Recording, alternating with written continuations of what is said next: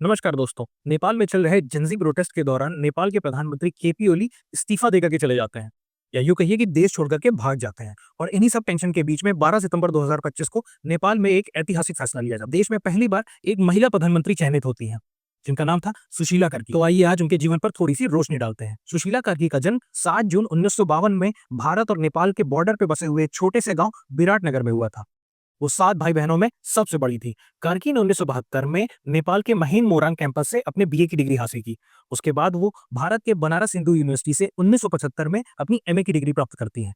उसके बाद उन्होंने 1978 में त्रिभुवन यूनिवर्सिटी से अपनी लॉ की डिग्री हासिल की। 1979 में अपना लीगल करियर शुरू करने के बाद 2007 में वो एक सीनियर लॉयर के रूप में उभरती। 2009 में उन्हें सुप्रीम कोर्ट का एडहॉक जज बना दिया जाता है और 2010 में उनकी पोजीशन को परमानेंट भी कर दिया जाता है।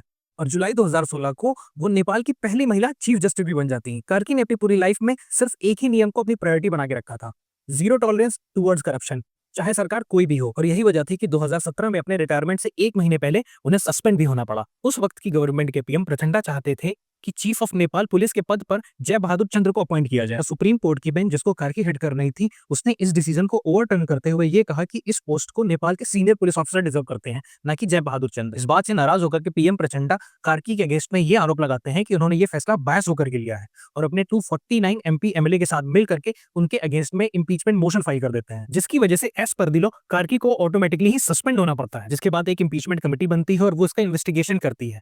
और इन्वेस्टिगेशन कंप्लीट होने के बाद ये पाया जाता है कि कार्की के ऊपर लगाए गए ये सारे आरोप एकदम बेसलेस हैं। सरकार को कार्की शायद इसलिए नहीं पसंद आती थी क्योंकि कार्की ने हमेशा करप्शन के अगेंस्ट में सारे फैसले लिए हैं और शायद वो थोड़ा एग्रेसिव भी थी। धन्यवाद।